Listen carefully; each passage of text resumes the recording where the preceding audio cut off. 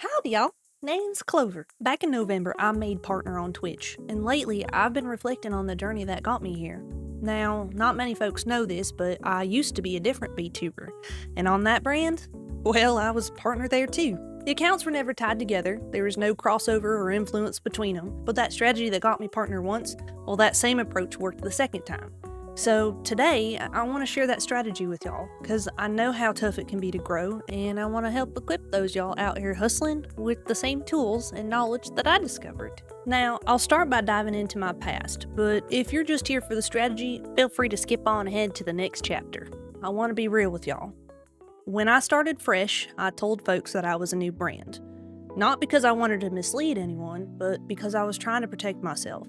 My first brand, well, it came with a lot of baggage. There were stalkers and people who made the space exhausting for me to navigate. I was worried that if those folks recognized me, they'd drag all that mess back into what I was trying to rebuild. So I kept quiet. I didn't tell no one about my history. I didn't acknowledge that I'd been here before. I just started over. And at the time, that felt like the safest move. But now, after reflecting on it, I realized that part of moving forward is being transparent. My journey, both the mistakes and the wins, shaped how I approach content today. And if sharing that can help someone else, well, then it's worth opening up about. I started out just wanting to make art and edit videos. Plain and simple. Back in 2016, I got to work, designing emotes, stream overlays, alerts, motion graphics, video edits, you name it. I grabbed just about every odd job I could, thinking if I worked hard enough, I'd build a portfolio and folks would come running. But let me tell you, it was tough. Okay, I undercharged myself. I took on free work. I didn't know how to market myself. And honestly, I was just straight up miserable. When freelancing wasn't working, I decided to try joining some stream teams. I tried out with 2 different ones. I just joined on as an artist and made assets, edited videos, all for free, figuring, once folks saw my work, they'd want to hire me proper. But that didn't happen either. So I thought, well, what if I helped build a team from the ground up myself? That'd be different. So I spent countless hours making art and overlays and editing folks for free, and again, convincing myself that it'd pay off in the long run, but instead, I got backlash, actually. Some folks weren't happy that I didn't include everyone's clips in the features, and I tried explaining that some of the footage that they provided just wasn't really useful, but the community pushed back and said I didn't have the right to decide what makes good content since I wasn't a streamer myself. And you know what, actually, they had a good point. I figured, okay, well, I'll give streaming a shot, and, maybe in the process I can help teach some folks how to edit. So yeah, that's what I did. I started streaming myself, editing videos, thinking it'd be a win-win. I'd learn what it's like to be a streamer, and they'd get a better look at what goes into video editing. And 4 months later, I made partner.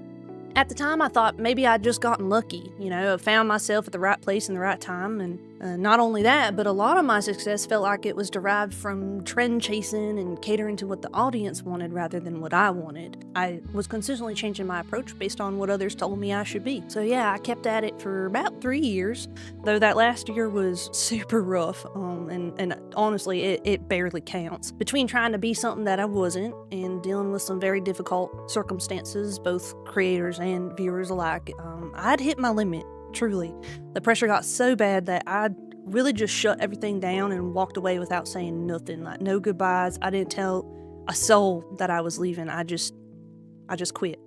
But after some time, I got to thinking and I realized, no, I really truly love making content, and I wanted to come back, but I wanted to start fresh, So I did everything I could to separate myself from that brand, because honestly, I was just carrying way too much stress trying to keep it going. So when I did decide to start fresh, I made all new accounts and went back to what I truly love, which was making art.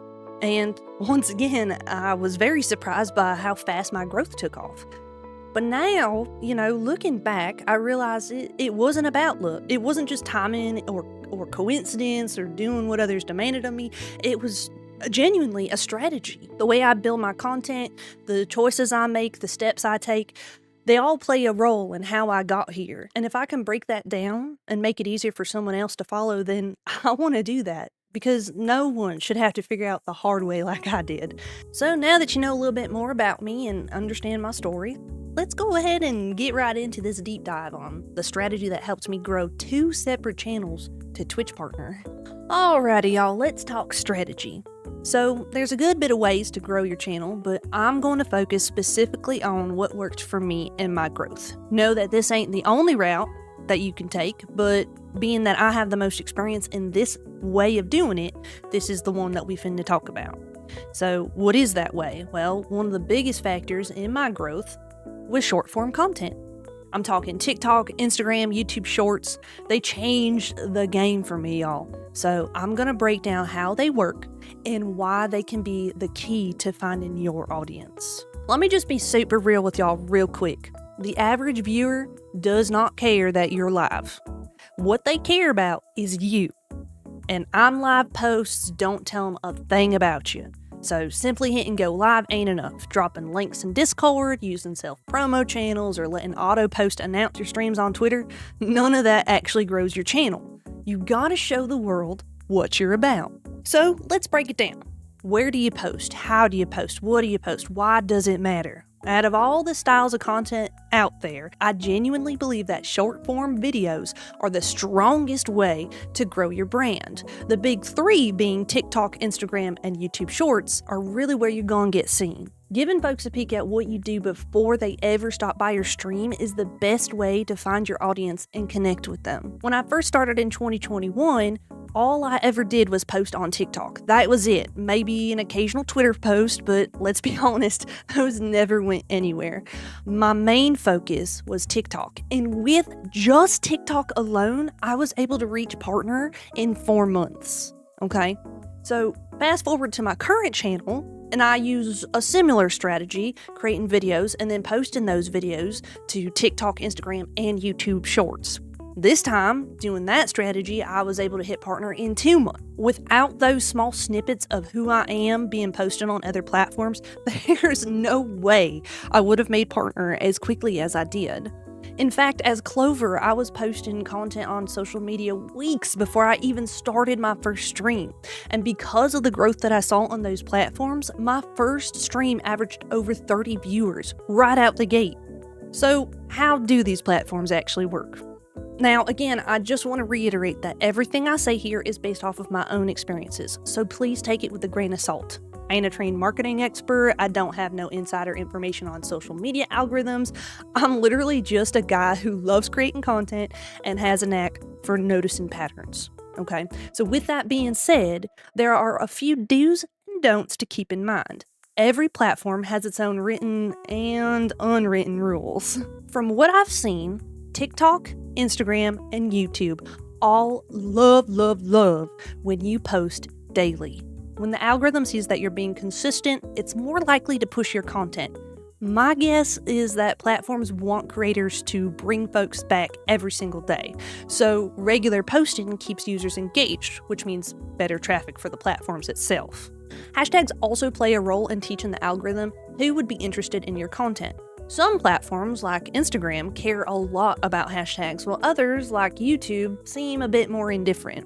I use a set list of hashtags tailored to each platform. Feel free to copy my tag list if it will help you. For TikTok, I use around 10 tags or less, depending on what it is that I'm posting. Instagram, I do a full 30 tags, and YouTube Shorts is just about 2 in the title. Any more than that, in my experience, tends to mess with the algorithm and can kind of halt your content a little bit. So just kind of keep that in mind. Now, there's also been a lot of talk about certain hashtags getting folks shadow banned, but personally, I have never run into that issue. What does slow reach, though, is certain words and visuals. Profanity on YouTube, for example, can seriously limit how far your content gets pushed. And on TikTok, I've noticed that certain movement styles on VTuber models can trigger the algorithm into thinking that it may be NSFW content, which that happened to me a lot on my last brand, I ain't gonna lie. Timing also matters, but not as much as folks seem to make it out to be. TikTok and Instagram tend to be fast acting, meaning that your post gets traction right away. Sometimes content catches a second wind, but you really can't bank on that, so that's why when you post does seem to make a difference on those platforms. In general, you want to post when your main audience is online. Your analytics tab can really help you with that. That being said, I think consistency matters more than perfect timing. Posting around the same time every day keeps your content predictable for viewers without causing too much headache on yourself. Trying to nail down that exact minute based on daily user counts can be exhausting, and honestly, it really ain't worth the trouble. Just pick a time that works for you, stick to it, and you'll be fine. And on the topic of timing, yeah, it matters, but actually remembering to post can get pretty frustrating. TikTok's built-in scheduler doesn't seem to push content into the algorithm like it ought to, and Instagram's scheduling tool, some folks seem to not have access to it for some reason, and I still can't make sense of that. So, setting a reminder like on your phone, like maybe a little alarm or something, can be really helpful. But if you're looking for something more reliable, there are tools like Metricool, which is what I use, that lets you schedule posts across multiple platforms all at once. Metricool is a paid service. I ain't sponsored by them. It's just a tool that I really enjoy using. But I've also been told that there are free options like Buffer if you want to give them a shot as well. Just keep in mind that no scheduler is perfect, and you still need to keep an eye out for errors in case something doesn't publish like it should or whatnot. Well, now that we know how to post, what exactly should we be posting? Following all the steps that we just covered is super awesome, but none of it actually matters if your content don't make a lasting impression or help folks to connect with you. Algorithms can only do so much. At the end of the day, people need a reason to care. So how do we go about doing that? What should we be posting? If you're already streaming, using clips from your streams is a great way to repurpose your content and show new viewers what your streams are all about. This is one of the most common strategies for streamers, especially if your passion lies in live performance content. If this is a route that you want to take, I highly recommend enabling Replay Buffer in OBS. That way, anytime you have a moment that'll translate well to an offline audience, you can clip it and save it at full quality, ready for editing once you get offline. Personally, I have a button on my Stream Deck that saves the last minute of my stream anytime I press the button. I also have a Mix It Up command that lets chat create clips on Twitch while also saving a copy to my desktop through Replay Buffer at the same time. Now, if you ain't already a streamer, or if you want to make different content for short form platforms, well, that's just as well and good too. When I first started content creation, this is actually the route that I took. I made lip sync videos, followed trending audios, and made my own twist on popular formats. I also often see folks creating banter clips, skits, tutorials, and all kinds of short form recordings that highlight their unique skills and personality. No matter which direction you take, it's important to step back and ask yourself these questions. What am I trying to achieve with this post? Who am I trying to connect with? Why should they care?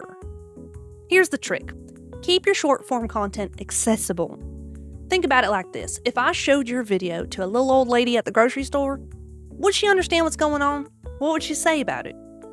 As ridiculous as that sounds, it's actually really good, solid framework for knowing if your content will land with the broader audience. Your short form videos should include enough context that a new viewer can stumble across them and immediately connect with what's happening. So you might be thinking, but I have a niche. Well, that's fine. That's well and good. But short form content should act as an introduction to your world, not just things like inside jokes that only longtime followers would understand. Think of it as a welcome brochure, something that draws folks in and gets them curious about the deeper content that you will explore on your streams or in longer videos. This in particular is why I avoid things like hyper niche VTuber topics or game specific moments that require a lot of prior knowledge to appreciate. Instead, I lean into current trends, relatable moments and broad everyday topics that just about anyone could resonate with. That way, they're more likely to stick around and want to learn more. But before we get any further on, the psychology of what we should be talking about or what we should be posting, I want to kind of segue into editing real quick so that we can kind of get a better idea and understanding of how editing works.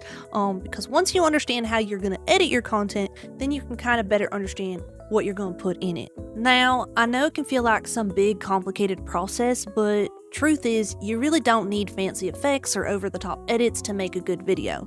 The important thing is keeping it clean, engaging, and easy to watch. A video don't need flashy transitions or wild effects to be good. It just needs good pacing and clarity. So, how do we do this? Well, we want to cut out those dead spaces. If there's a pause that don't make any sense or don't add nothing to the content, trim it out. The goal is to keep that momentum moving forward. We also want to splice out any distractions. If it pulls focus away from the point you're trying to make, then let it go. It's all about keeping things sharp, quick, and to the point. Subtitles are also a game changer. They make your videos more accessible and help folks stick around longer. Whether it's someone who's hard of hearing, a non-native speaker, or someone who just needs a little extra help catching everything that you're saying, especially like me and you got any kind of accent. But let's also talk about the framing for your shots in a vertical format. A lot of times I see folks that don't really quite understand where they should be putting stuff in the video, especially for vertical short form content. TikTok, Instagram, and YouTube Shorts all have UI elements like buttons, follow buttons, captions, descriptions, all this stuff that can cover parts of your video. To keep things clear, we want to have a sort of invisible border in our videos. So what do I mean by that? I mean, don't zoom in too much, leave space around the edges so nothing important gets covered up. Any of those key visuals that you need to understand what's going on in the video, you want to keep that as close to center as possible. That way, your main message stays front and center no matter what platform it's on. So what about editing? Where do I go to edit? What kind of editing software should I use? Well, not all editing tools are built the same, so you want to pick one that's based on your own experience level and how much control you want. For example, CapCut is great for new editors. It's super easy to use, it's got templates and auto captioning and all these fun little things to make editing quick and straightforward. Now, when CapCut first came out, I know it was a lot more accessible because a lot of the options were free. From what I understand now, CapCut's free version is getting smaller and smaller. But if you're comfortable and okay with paying for CapCut, then it could be a very useful tool for you, especially if you don't know how to edit very well or you just ain't really that interested in getting super involved in editing. However, if you do have editing experience, or if you want to learn more about editing and get more in depth and have more control over those things, DaVinci Resolve is a great free program to get into. It's great for creators who want that full control and tons of pro level features for like color grading, precision cuts, audio mixing, all that good stuff. Either one of those are going to be my top two choices, but I'd love to hear what y'all's are. If you've got some cool editing programs that maybe I haven't heard of or you think might be better than those, definitely comment those because I would love to see more editing options. I know there are quite a few sites as well, such as like Streamladder, which help turn Twitch clips into vertical format for TikToks and Shorts, but you're still going to want to fine-tune those a little bit in some form of editor so that you can trim out the dead spaces, add subtitles, pacing, and things like that to make sure they land right. And then while you're editing, there's a few things that you just want to make sure that you're hitting. There's a few key points that we want to touch on here. So like I said, you don't need a bunch of crazy editing. You don't need a bunch of effects and all this nonsense. Here are the key things that you should be paying attention to. Make sure your key message is clear. Viewers should understand the video within seconds. Check your captions and subtitles. They keep people engaged longer and they help reinforce what you're saying. And keep the pacing tight. The first few seconds are very crucial from the start. If you have any dead space in the beginning, cut that out. As soon as you click on the video, we should be rolling into the content. And it ain't about making things fancy, so it's just about making them smooth, engaging, and easy to watch. A well-edited video keeps folks hooked and coming back for more. So that's a very simple and quick breakdown on editing. It ain't about doing the most, it's just about doing what works. So if you're worried about, not being that great of an editor, don't worry about that. Most folks really don't care so much about how well edited something is, so much as what is being shown to them. So as long as you are able to splice things down to get to the core value of what it is you're trying to talk about, I promise you'll be fine. Alright, so let's talk about posting. Posting just to post ain't gonna get you far, and there has to be a reason behind it. So let's talk about how to make content that actually connects with folks, gets engagement, and drives them to your streams. It's real important to understand why you're posting something. What is it that you hope to achieve with this video that you're posting? Now, the obvious answer might be, well, to promote my stream, duh. And sure, yeah, that's part of it, but promoting your stream is really just a side effect of posting your content. There should be a bigger overarching reason behind your post rather than just, hey, I'm a streamer. The truth is, folks really don't care if you're a streamer. They don't care that you stream. They care about what you have to say, and that's what they show up for. So give them something worth engaging with. Take a step back and ask yourself these questions. Why do I stream? What's my bigger goal as a creator? And what am I offering that makes me unique? For me, my overarching theme is connecting with your creative side. I want people to feel comfortable experimenting with different forms of creation and art. So a lot of times I spend time talking about being gentle with yourself and making space for growth. I love animating and sharing my journey as an animator. Not just the polished moments, but the struggles too. Because I believe that seeing the realistic process inspires others to find the courage to explore their own passions. Of course, I also yap about plenty of silly things in between. And those fun offbeat moments, they matter too. So, when I go through my content after stream, I pick out clips that highlight my art journey and the relatable topics we talk about on stream. Then, the more niche stuff like deep dive tutorials on achieving certain Live 2D effects or my ongoing circle conspiracy theories, well, those go into long form content where folks who are already engaged with my work can enjoy the deeper discussions. As we talked about before, we have to remember that short form content is that welcoming brochure. Posting short form content is a lot like doing a street performance. People are just passing on by, scrolling on through, not really paying much mind. You've got just about a few seconds to spark their interest before they keep on moving. That first second, it'll make or break your video. If it's too long for anything to happen, you already lost them. So as soon as they scroll into your video, there needs to be movement, sound, action. You've got about 5 seconds max to make that impression before they swipe away. Now, this don't mean that you gotta be all loud and fancy and flashy and high energy. Well, unless that's your style, then by all means go for it. It just means something interesting needs to be happening right away. Whether it's reading an engaging comment, showing off a cool design, expressing a relatable feeling, maybe you're doing a funny dance, whatever it is. It just needs to capture their attention long enough to make them stay. So now that you kind of have some ideas of what you need to be posting and, start thinking about the reasons why we're posting, let's talk about how we can turn those posts into a thriving community. It all boils down to this. Your content should spark some kind of call to action. After watching your video, how do the viewers feel? And, just as important, what should they do next? Even if it's implied, there should be some reason for folks to engage. One of the quickest and easiest ways to encourage interaction is by asking a question. Something as simple as, is a hot dog a sandwich? Now, instead of passing by, folks feel invited to join in to the conversation.